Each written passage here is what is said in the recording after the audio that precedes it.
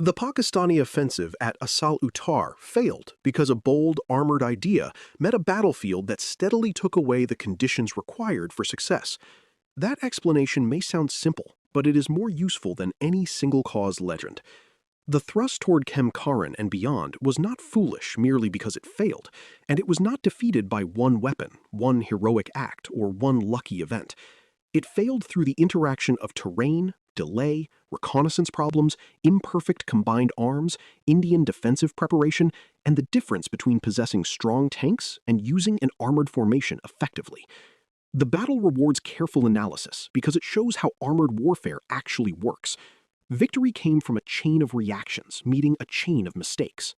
If you would like to move beyond the podcast, you can see my available books at militaryauthor.me. And at trackpads.com, you will find magazines and galleries with hundreds of thousands of photos and videos to explore. The Pakistani plan had a real operational logic. A strong armored thrust through Kemkaran toward Beekiwind, Harakeh, and the Bias line could have created a serious crisis for India in Punjab. The objective was not merely symbolic.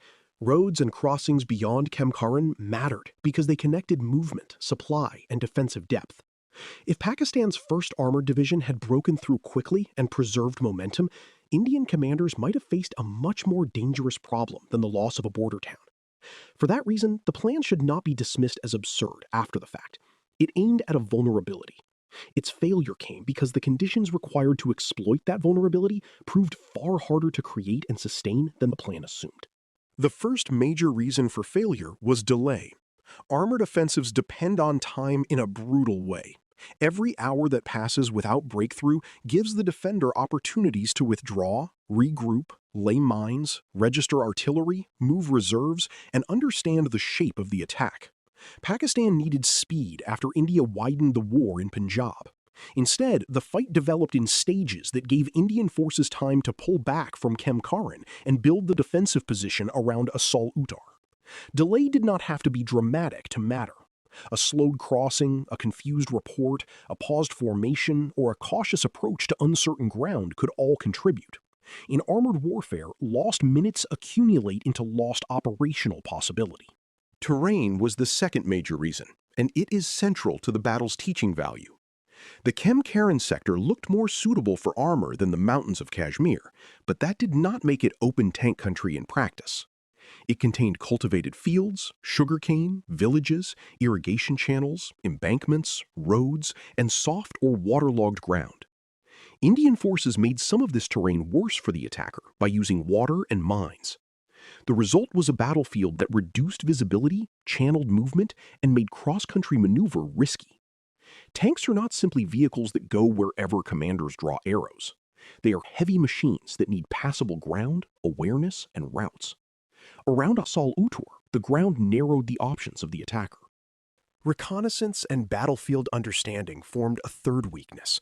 A fast armored thrust must know where the enemy is, which routes are open, where obstacles lie, and whether a withdrawal means collapse or preparation. Pakistan misread or underestimated the defensive system forming behind Kemkaran. Indian movement backward could be interpreted as weakness, but it was also becoming a method. The defensive box around Asal-Uttar was not obvious at every moment from the attacker's perspective, especially in crops, villages, and poor visibility. Once tanks advance without a clear picture, they may discover the defense only by running into it. That is the most expensive form of reconnaissance, because the price is paid in vehicles, crews, and lost tempo. The fourth reason was combined arms friction. Pakistan's tanks were dangerous, but tanks need infantry, engineers, artillery, reconnaissance, air support, recovery, and supply to turn danger into decision. In close country, infantry must protect tanks from hidden anti-tank weapons and clear villages or field positions. Engineers must handle mines, obstacles, and bad ground. Artillery must suppress defenders at the right moment. Recovery and maintenance must keep the formation from shrinking as vehicles break down, bog, or take damage. At Asal-Uttar, these elements did not work smoothly enough to maintain the offensive rhythm. The tanks carried too much of the battle's burden, and when tanks are forced to solve every problem themselves, their strengths begin to erode. Indian preparation was the fifth and perhaps most visible reason. The withdrawal to Asal-Uttar was not simply a retreat, it was the beginning of a deliberate defensive answer. Indian commanders traded exposed ground for time and depth. Engineers laid mines, water was used to soften fields, artillery was organized, infantry held villages and approaches, and armor was placed to fire from better ground. The result was not a perfect fortress, but it did not need to be perfect. It needed to slow, channel, confuse, and expose the attacking armor. This is what good defensive preparation does against tanks. It does not always stop the first vehicle at the first line. It makes the formation fight worse with each movement forward. The Indian use of armor was also important. The battle is sometimes remembered as Pattons versus Centurions, but the actual story was more complex. Older Shermans of Deccan horse helped break the early momentum at dangerous range. Centurions of 3rd Cavalry gave the defense heavier anti-tank power at the moment when Pakistani movement had already been constrained. Indian tanks were effective because they were used within the defensive system rather than thrown into an open contest of prestige. They fired when the attacker was slowed, exposed, or predictable. That is a crucial lesson. A defending tank does not have to win a race. It has to appear where the enemy's movement has already been made costly. Infantry made that armored defense possible. Positions around Chima, Asal-Uttar, and nearby villages prevented Pakistani armor from treating the defensive zone as empty ground. Infantry protected mines and anti-tank weapons, observed movement, held local strongpoints, and complicated the relationship between Pakistani tanks and their supporting troops. The story of Abdul Hamid and other anti-tank actions matters because it shows how a small weapon could have large effects when the terrain and defensive system created the right opportunity. But infantry's contribution was broader than any one action. It anchored the battlefield. Without infantry holding ground, Indian tanks and artillery would have had fewer stable points around which to organize their fire. Logistics and recovery added another layer to the failure. Armored divisions consume fuel, ammunition, spare parts, track life, road space, and command attention at an extraordinary rate. A breakthrough requires not only tanks at the front, but supply columns and recovery vehicles able to follow through danger and congestion. When tanks bog down, are disabled, or block routes, recovery becomes urgent and hazardous. If damaged vehicles cannot be recovered, losses rise and routes become more cluttered. If fuel and ammunition cannot arrive smoothly, the offensive loses endurance. These problems are less dramatic than tank duels, but they are central to operational success. At Asal-Uttar, the more the battlefield slowed Pakistan's armor, the more logistics became part of the trap. Command judgment must also be considered, though it should not be reduced to hindsight blame. Pakistani commanders faced pressure to restore initiative after India widened the war, and the promise of a deep armored thrust was attractive. But the operation required a clear sense of when to push, when to pause, how to read Indian withdrawal, and how to keep all arms coordinated through a confused battlefield. Indian commanders faced their own severe risks, especially in withdrawing from Kemkaran and holding a hastily built defense. Their key success was recognizing that they could not meet the Pakistani offensive on the terms Pakistan wanted. They changed the terms. Command at Asal-Uttar was therefore not only about issuing orders, it was about understanding what kind of battle was actually being fought.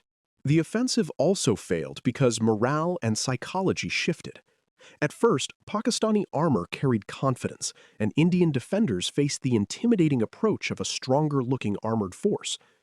But as the attack slowed, as Pattons were hit or trapped, and as the defensive box held, confidence moved in the other direction. Pakistani crews and commanders had to worry about mines, hidden tanks, anti-tank teams, soft ground, and unclear routes. Indian soldiers, having survived the first blow, could see that the plan was working. This does not mean fear vanished for the defenders or courage vanished for the attackers. It means that the emotional rhythm of the battle changed, and in war, that rhythm can influence how quickly units move, decide, and endure. The failure of the offensive should not be explained as technology defeated by backwardness, or as equipment defeated by bravery alone. Pakistan's Pattons were capable tanks, and Indian soldiers did not beat them by ignoring their danger. They beat the offensive by denying those tanks the conditions they needed. Better equipment can widen possibilities, but it cannot overcome every failure of ground, coordination, intelligence, and timing. Likewise, courage is essential, but courage without preparation can be destroyed. Asal-Uttar mattered because it brought these truths together. Indian courage worked because it was joined to a defensive system. Pakistani equipment failed because it entered a battlefield where its advantages were steadily reduced.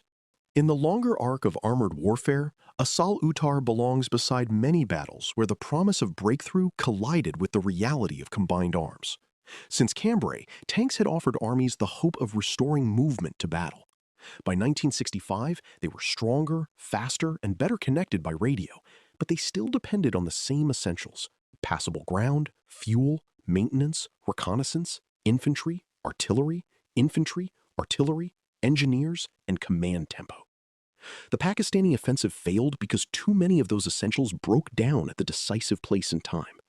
India won because it adapted quickly enough to attack the offensive's dependencies rather than merely its vehicles. That is the enduring lesson. Asal-Uttar was not magic. It was armored warfare explained in the hardest possible classroom. You've been listening to Famous Tank Battles. These battles were never just about machines. They were about doctrine, terrain, firepower, logistics, and the hard problem of turning shock into victory. For more military history writing and books, visit militaryauthor.me. And for magazines, podcasts, and a massive archive of military photos and video, visit trackpads.com. Thanks for listening.